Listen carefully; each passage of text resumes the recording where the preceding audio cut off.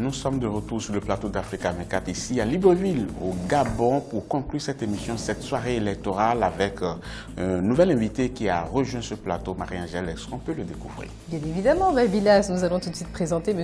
Roger Moulungi qui représente le candidat Bruno Ben Moubamba. Soyez le bienvenu sur ce plateau. Merci. Nous allons tout de suite, Marie-Angèle, prendre le pouls de la journée avec M. Moulungi pour qu'il nous dise, avant qu'on attaque quand même les chantiers du futur président. M. Moulungi, de manière générale, qu'est-ce que vous avez constaté aujourd'hui sur le terrain? Nous avons été dans les différents centres de vote pour collecter un ensemble de données en rapport avec les opérations. Les constats, c'est que de façon générale, dans les centres que nous avons eu à visiter, le vote s'est déroulé sans incident regrettable lors de notre passage. Vous êtes satisfait de la manière dont les choses se sont passées jusque-là? Oui, pendant le temps de mon passage. Maintenant, derrière, je ne sais pas s'il y a eu d'autres faits qui pourraient en fait infirmer cette sorte de satisfaction partielle. Monsieur Mikoto, on va un petit peu évoluer dans ce débat, on va se tourner vers l'avenir, donc être dans la perspective. Selon vous, quels seraient les chantiers, les principaux chantiers du nouveau président, du président qui serait élu, et à quoi devrait-il s'atteler en premier lieu? Il l'a indiqué dans son plan l'égalité des chances, les chantiers auxquels il va s'attaquer au cours de son prochain septennat, qui sont des chantiers tournés principalement vers le développement de l'humain, vers le développement de l'homme. Après avoir mis en place un début d'infrastructure, après avoir mis en place les éléments de la diversification, maintenant il faut s'orienter vers l'humain et le développement de cet humain depuis la base, que ce soit la création d'écoles préscolaires, que ce soit la création d'enseignements professionnels pour alimenter, j'allais dire, toutes les industries en création et en développement, ou que ce soit vis-à-vis de certaines couches de la population un peu moins favorisées. Le plan stratégique gabonais émergent continue sous la forme du plan de l'égalité des chances. Monsieur Bouzonga, certains candidats quand même ont prévu qu'il faudrait trouver un mécanisme pour réconcilier les Gabonais avec eux-mêmes. Et entre autres choses qu'ils ont indiquées pour cette réconciliation, ils ont parlé de revoir le code électoral pour qu'il y ait un certain consensus et de revoir maintenant les réformes constitutionnelles. Alors, qu'est-ce qu'il faut toucher surtout au niveau du code électoral? Moi, je ne parlerai pas simplement du code électoral. Je vous ai dit, et mon candidat avait l'habitude de dire depuis 1990 déjà, il faut aller à la refonte de toutes les institutions du pays, parce qu'il faut radicalement changer de système. Il vous a clairement dit qu'il faut partir du système binaire au système de la tétravalence, on vous l'a indiqué. Et il est question pour nous de repartir sur des bases saines, qui puisse faire en sorte que les Gabonais puissent se parler. Parce que si vous ne parlez pas, vous n'évoluez pas. Vous ne pouvez rien faire du tout. Or, ce n'est pas le cas aujourd'hui. Il faut parler, il faut s'asseoir après ces élections. Il faut qu'ensemble nous regardions vers l'avenir. Qu'est-ce que nous voulons faire de notre pays? C'est ça le plus important. Il ne suffit pas simplement d'aller toucher quelques articles du code électoral. Ce n'est pas ça du tout. Il faut remettre le Gabon debout. Il faut réconcilier le Gabon avec les Gabonais.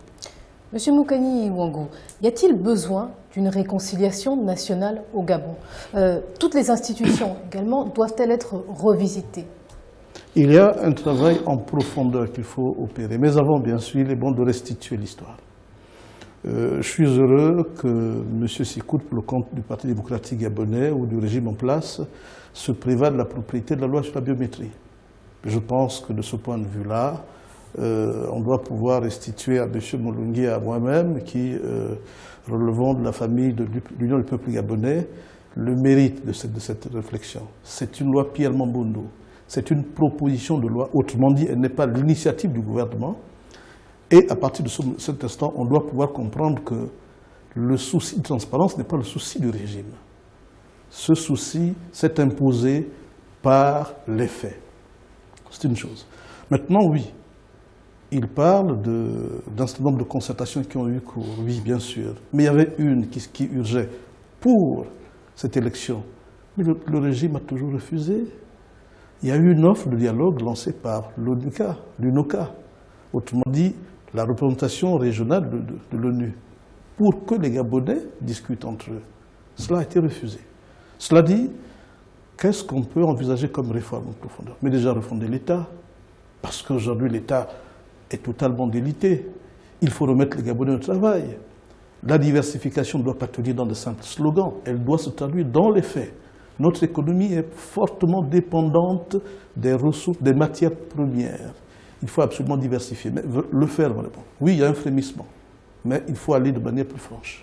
Monsieur Molongui, vous n'étiez Et pas là réduire tout à les l'heure. inégalités. Merci. Je vous en prie. Vous n'étiez pas sur ce plateau tout à l'heure, mais on a posé un certain nombre de problèmes, notamment en termes de réforme, parce que nous sommes dans l'acte des résultats aujourd'hui, mais pas dans la totale sérénité, parce qu'on se prête des intentions, les uns et les autres. Donc, pour que les élections à venir, on ne se retrouve plus dans les mêmes conditions, il va falloir que désormais le nouveau président qui sera élu fasse des réformes. Sur ce plan-là, qu'est-ce qu'il faut toucher concrètement? Qu'est-ce qu'il faut toucher? Je ne pense pas pouvoir dire quelque chose de nouveau qui n'ait été déjà dit par mon aîné Jean-Louis Mokani. Il vous a dit que nous sortons du même moule de réflexion et d'action, c'est-à-dire l'UPG. En réalité, on a eu le même maître et nous sommes du même laboratoire. Mais vous n'avez pas eu le même pour susciter votre candidat et son candidat. Non, mais ça c'est un autre débat. Non, il y a des représentants de candidats qui sont ici. Nous parlons de la réforme.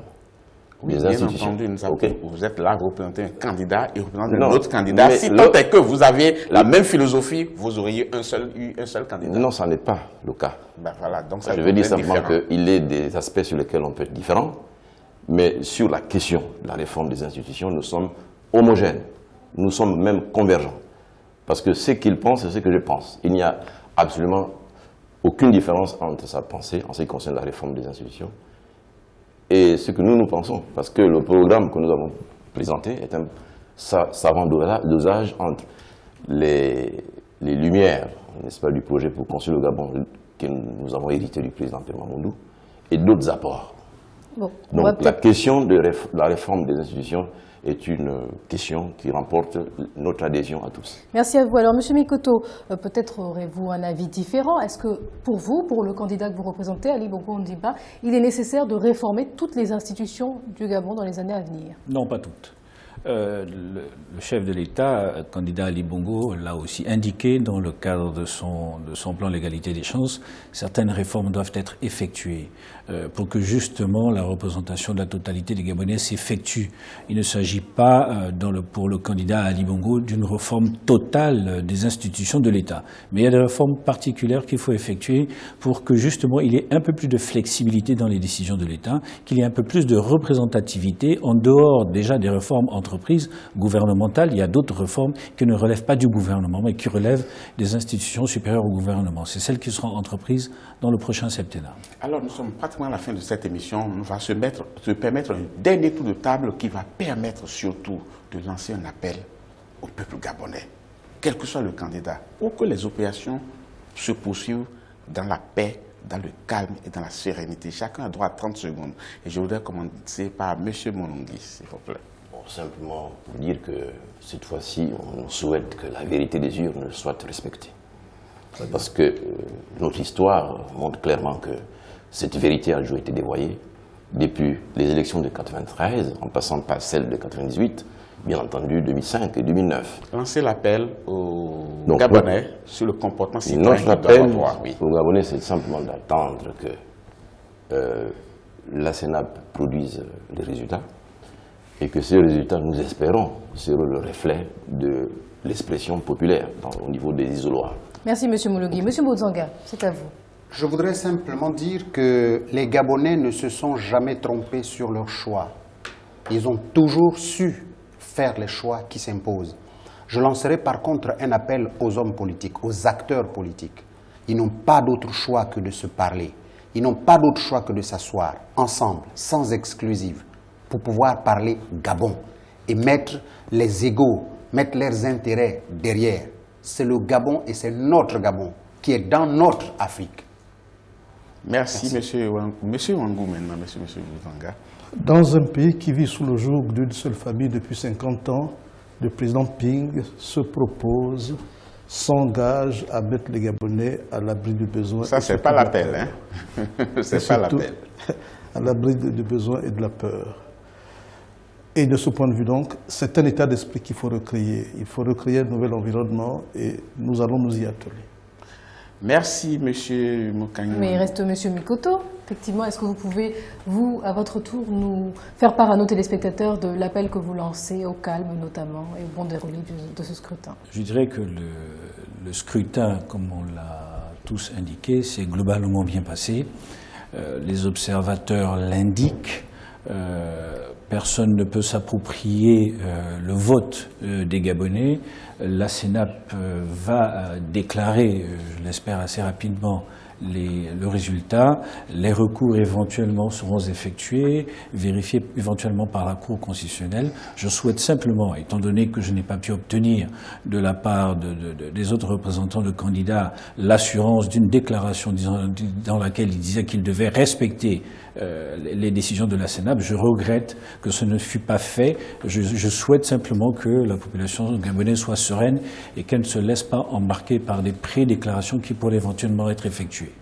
Ce sera tout pour cette soirée électorale qui met fin à la série d'émissions qu'on a faites à propos de cette élection électorale, ce processus électoral. Ce n'est pas fini, mais nous sommes toujours là et on va veiller au grain. Il est temps de remercier ceux qui ont permis et rendu possible cette opération, Marie-Angèle. Oui, effectivement, car nous tenions à vous dire que cette élection présidentielle nous a marqué, toute l'équipe, car nous avons rencontré des Gabonais engagés, militants, fiers de leur pays, fiers de leur culture et déterminés à œuvrer tous pour un avenir meilleur. Merci aux internautes.